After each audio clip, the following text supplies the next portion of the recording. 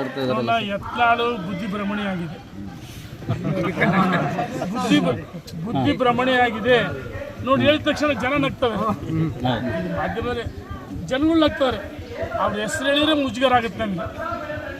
ಅವ್ರದ್ದು ಏನು ಅಜೆಂಡಾ? ಯಡಿಯೂರಪ್ಪ ವಿಜೇಂದ್ರ ಬೈಯೋದು ಒಂದೇ ಒಂದು ಅಜೆಂಡಾ.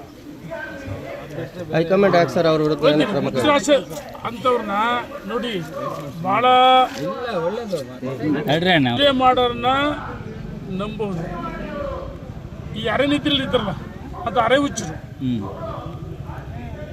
ನಿದ್ರೆ ಮಾಡಿ ನಡೆಸ್ತಕ್ಕಂಥ ವ್ಯಕ್ತಿ ಅರೆ ಹುಚ್ಚರು. ಹಾಗಾಗಿ ಬುದ್ಧಿ ಭ್ರಮಣೆ ಆಗಿದೆ. ಹುಚ್ಚರ ಅಸತ್ಯ ಸೇರಿಸಬೇಕು. ಕೇವಲ ಯಡಿಯೂರಪ್ಪ ವಿಜೇಂದ್ರ ಬೈಯೋದಷ್ಟೇ ಒಂದು ಅಜೆಂಡಾ. ನಾನು ಕೇಳ್ತೀನಿ, ನಿನ್ನೆ ದಿವಸ ಏನು ಹೇಳಿದರು ಸದನದಲ್ಲಿ, ನಾನು 2 ಜನ ರಣ್ಯರಾವ್ ಬಂಗಾರ 2 ಜನ ಸಚಿವರ ಬಗ್ಗೆ ಮಾತಾಡ್ತೀವಿ ಅಂದರು. ಯಾಕಪ್ಪ ಮಿಸ್ಟರ್ ಯತ್ನಾಳ್ 2 ಜನರ ಹೆಸರು ಹೇಳಲಿಲ್ಲ? ಏನು ನಿನ್ನ ಬಾಯಿಗೆ ಯಾರ ಬೀಗ ಹಾಕಿದ್ರ? ನಿನ್ನೆ ಅವ್ರು ಹೇಳಿದ್ದಾರೆ, ಯಾಕೆ ಮಾತಾಡಲಿಲ್ಲ? ಇವತ್ತಿಗೂ ಕಾಂಗ್ರೆಸ್ಸಿನ ವಿರುದ್ಧವಾಗಿ ಈ ಮನುಷ್ಯ ಮಾತಾಡ್ತಾ ಇಲ್ಲ. ಇವತ್ತು ನೋಡಿ ಸಂಪೂರ್ಣವಾಗಿ ಸರ್ಕಾರ ವಿಫಲವಾಗಿದೆ, ಟೇಕಪ್ ಆಗಿಲ್ಲ. ಆದರೆ ಒಂದೇ ಒಂದು ಕಡೆ ಸರ್ಕಾರ ಏಜೆಂಟ್ರಾಗಿ ಇವರು ಕೆಲಸವನ್ನು ಮಾಡ್ತಾ ಇದ್ದಾರೆ. ಒಂದು ಸರಿ ಸಿದ್ದರಾಮಯ್ಯ ಅವರು ಹೊಗಳ್ತಾರೆ, ಇವರು ಹೊಗಳ್ತಾರೆ, ಇವರು ಅವ್ರು ಹೊಗಳ್ತಾರೆ. ಹಾಗಾಗಿ ಈ ಸನ್ಮಾನ್ಯ ಯತ್ನಾಳ್ರವರು ಇವತ್ತೆಲ್ಲ ಒಂದು ಕಡೆ ಸಿದ್ದರಾಮಯ್ಯವ್ರ ಮೋರ್ಚಾಗಿ ಕೆಲಸ ಮಾಡ್ತಾ ಇದ್ದಾರೆ. ಇವ್ರಿಗೆ ಯೋಗ್ಯತೆ ದೇವ್ರ ರಿಪೇರಿಗೆ ಯಾಕೆ ಸೋತ್ರಿ? ದೇವ್ರ ರಿಪೇರಿ ಸೋತರು ರಾಜಕೀಯ ನಿಮಗೆ ವನವಾಸ ಅನುಭವಿಸಿದ್ರು. ಸನ್ಮಾನ್ಯ ಯಡಿಯೂರಪ್ಪನವರು ಇವ್ರನ್ನ ಕರೆತಂದು ಬಿಜಾಪುರದಲ್ಲಿ ಸ್ಪರ್ಧೆಗೆ ಅವಕಾಶ ಮಾಡಿಕೊಡ್ರಿ, ಗೆದ್ರು. ಯತ್ನಾಳ್ ಅಂತ ಜನ ಓಟ್ ಹಾಕಿಲ್ಲ. ಅಲ್ಲಿ ಹಿಂದೂ ವರ್ಸಸ್ ಮುಸ್ಲಿಂ ಅಲ್ಪಸಂಖ್ಯಾತರು, ಹಿಂದೂಗಳು ಸಾಮೂಹಿಕವಾಗಿ ಮತ ಹಾಕ್ತಾರೆ. ಹಾಗಾಗಿ ನಿನ್ನ ನಿಜವಾದ ಬಣ್ಣ, ನಿನ್ನ ನಿಜವಾದ ಕ್ಷೇತ್ರ ಬಬಲೇಶ್ವರ ಬಾರಪ್ಪ. ಬಬಲೇಶ್ವರಲ್ಲಿ ಯಾಕೆ ಸ್ಪರ್ಧೆ ಮಾಡ್ತಾಯಿಲ್ಲ?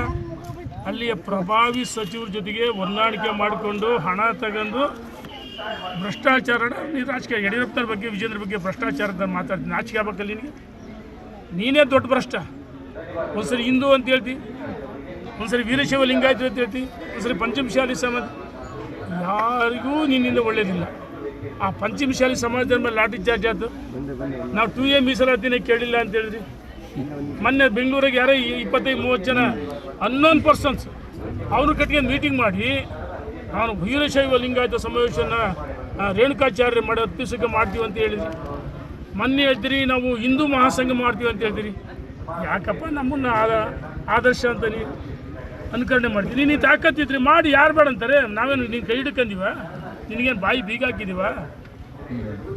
ಬಬಲೇಶ್ವರದಲ್ಲಿ ನಿನ್ನಕ್ಕೆ ತಾಕತ್ತಿಲ್ಲ. ಹೊಂದಾಣಿಕೆ ರಾಜಕಾರಣ ಮಾಡಿಕೊಂಡು ನನಗೆ ಇಡೀ ಬಿಜಾಪುರದ ಜಿಲ್ಲೆಯವರು ಪಂಚಮಶಾಲಿ ಸಮುದಾಯದರು ಯಾರು ಈ ಮೋಸ ಮಾಡಿದ್ರು ಅಂತ ಹೇಳ್ತೀವಿ. ಮಾಧ್ಯಮ ಸ್ನೇಹಿತರು ಕೇಳಿಸಿಡ್ರಿ.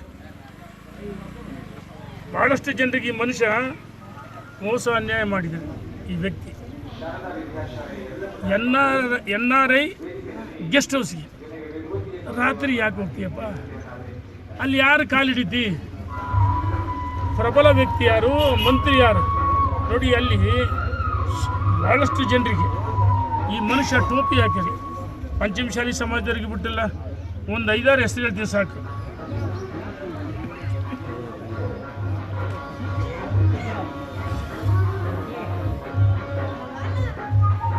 ನೋಡಿ, ಸರಸಂಘ ಪರಿವಾರದಲ್ಲಿ ಸಹಕಾರ ಭಾರತಿ ವಿಂಗ್ನಿಂದ ಕರ್ನಾಟಕ ಸೌಹಾರ್ದ ಸಂಘದ ಚುನಾವಣೆಯಲ್ಲಿ ಸಂಜಯ್ ಪಾಟೀಲ್ ಕನಮುಡಿಯವರಿಗೆ ಸಂಘ ಪರಿವಾರ ಸಹಕಾರದಿಂದ ಭಾರತೀಯ ಜನತಾ ಪಾರ್ಟಿಯ ಅಧಿಕೃತ ಅಭ್ಯರ್ಥಿಯನ್ನೇ ಟಿಕೆಟ್ ಘೋಷಣೆ ಮಾಡಿತ್ತು. ಈ ಮನುಷ್ಯ ಬುದ್ಧಿಭ್ರಮಣೆಗಿಲ್ಲ. ತನ್ನ ಮಗನಿಗೆ ಪಕ್ಷೇತರ ಅಭ್ಯರ್ಥಿ ನಿಲ್ಲಿಸಿ ಪಕ್ಷದ ಅಧಿಕೃತ ಅಭ್ಯರ್ಥಿ ವಿರುದ್ಧ